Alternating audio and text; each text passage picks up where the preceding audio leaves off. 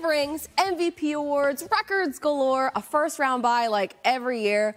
Tom Brady has just about everything, with one glaring exception: competition. The Patriots visit Josh McCown and the Jets this weekend, and that got our Dave Damashek wondering, what's the toughest test Brady has ever faced in the AFC East? Well, that's this week's Reality Check.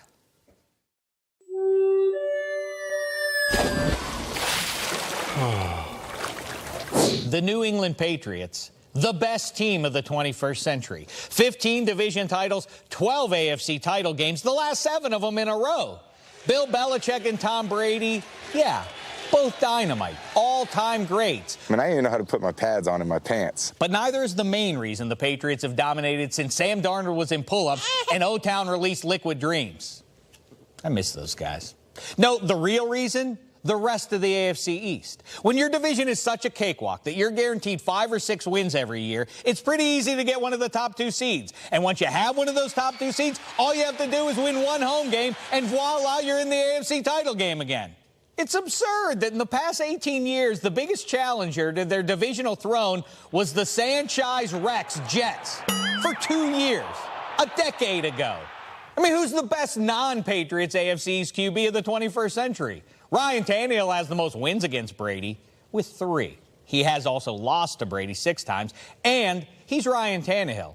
Okay, the Bills had Drew Bledsoe, but that was only after Brady ran Bledsoe out of New England. It's almost like to like one person, you have to dislike the other. But I can tell you one thing, it definitely wasn't any of these names flashing over my shoulder here. Brooks Bollinger, Cleo Lemon, are those real people?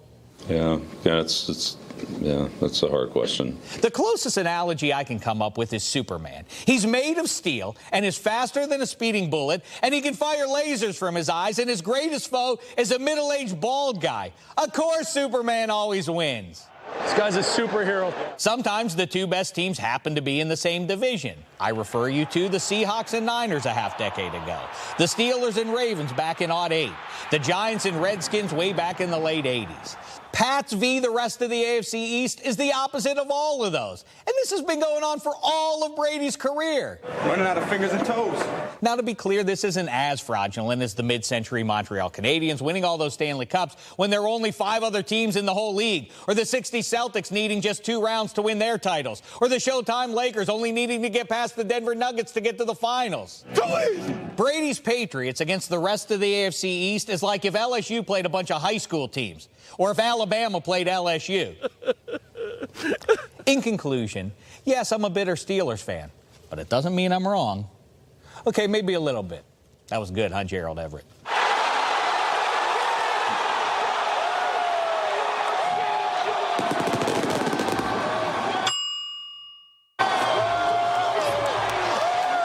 Oh, man.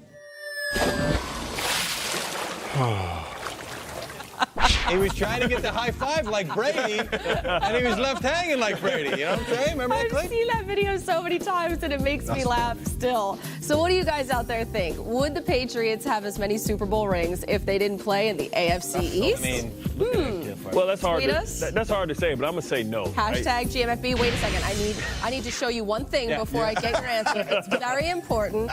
To further Shek's point, check out the records of every AFC East quarterback who started against Brady. All right, look, the numbers don't jump off the wall here. But here, I'm going to explain to you why, Garofolo. Oh, okay. First, look at the Jets. Chad Pennington and Mark Sanchez are the only quarterbacks to beat him twice. From Vinny Testaverde to Bryce Petty, it's been pretty rough for them. Put the defenses up. Then, you're right. The Bills list is amazing for its Gotta go utter with that smaller futility. font for the Bills. Buffalo is just 3-29 against Brady. So you can see some of these names here. Drew Bledsoe, Fitzmagic, and Kyle Orton are the only ones to get a win. And one of those 3 was when Brady was suspended, by the way. So. As for the Dolphins, Jay Fiedler, A.J. Feely, and there he is, the winningest AFC East quarterback against Brady. It's Ryan Tannehill, Garofolo, and his 3-6 record. Yeah. Because South Beach Peyton Manning, actually, he was in the AFC East. 3-6. You guys realize that? What? Peyton Manning was in the AFC East before the realignment for 1 year with Brady. That would have been fun. And he couldn't even beat Tom that season. So, yeah, that's what that whole thing was about. That was the point of it. It's tough to beat Tom Brady if you're in the AFC East. So, Let's talk about this part, because That's we're on something those that was in the AFC. Sanchez. Which of us has played in the AFC East? Bart, take it away. Let's go to you first. Well, I tell you what, I blame this on Drew Brees because he was supposed to be a Miami Dolphin, and that would have been great to see as well. But that just speaks to the dysfunction of all those other organizations, the fact that over Brady's career, they weren't able to draft a franchise quarterback. We think maybe they may have one now in Sam Darnold. Who knows? It's going to be a while. Brady's going to be exiting the division, and I think we'll start seeing more parity.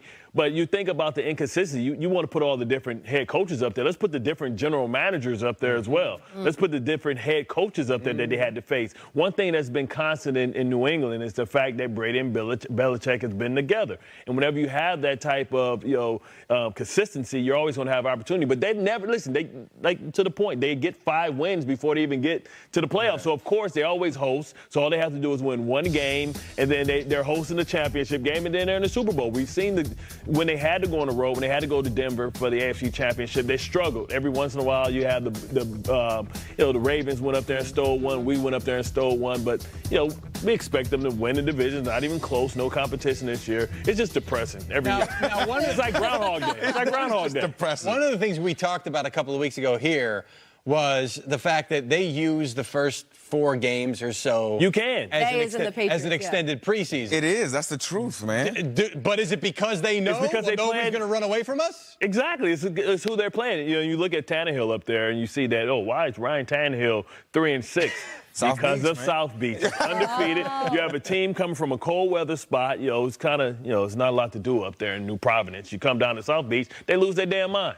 But the winningest quarterback is 3-6 against Brady in the AFC East. It's amazing that the stars they'll lose aligned, this year too, though, for that to happen, for Brady and Belichick to be with that team during these years, and all 3 of the other teams in their division to not be that competitive. Yeah, you know what? For all of that to happen at the same time. Are you going to tell the secret? So no, I'm not going to. Why South Beach is undefeated? No, I'm not going to keep it real. I'm not going to tell the secrets because I'm making a business decision. I'm going to keep my job. You feel what I'm saying? We can connect the dots ourselves, I think. But I'm telling you, man, I really think that the New England Patriots would be good in any division. I really do. They'll be good, but would they be great? Because they have to deal with somebody that can match Brady. Because we look at how they cheat. They always cheat, right? They don't never. No. I'm not just say they cheat. I'm not saying cheat. When I say cheat, I mean they cheat on their roster, right? They don't always have a fully, invested defense because they know they can get away with it, and they just load up to beat the teams that they're going to face in the playoffs. See, most teams have to build to win their division. They don't have to do that. They build to win the championship, right? So they're building their roster about the teams that they're going to have to face in the playoffs, because they know they have a good enough roster to win, so they cheat, right? They don't, they let it. That's just come up with a different another word. Man. Okay, well, I don't know another word. I got an associate's degree. That's all I got for you, man. They're resourceful. ITT Tech. That's where I went. Well, I do wonder if some of the mistakes the other teams have made, whether it's which coach they're hiring or which player, is because they're thinking about them and trying to combat the Patriots, and it doesn't work out, rather than just building the best roster. I don't know. I'm just a theory. Just a theory. I think we've all solved it. I think we really hashed it out right here. Hopefully you guys think so too.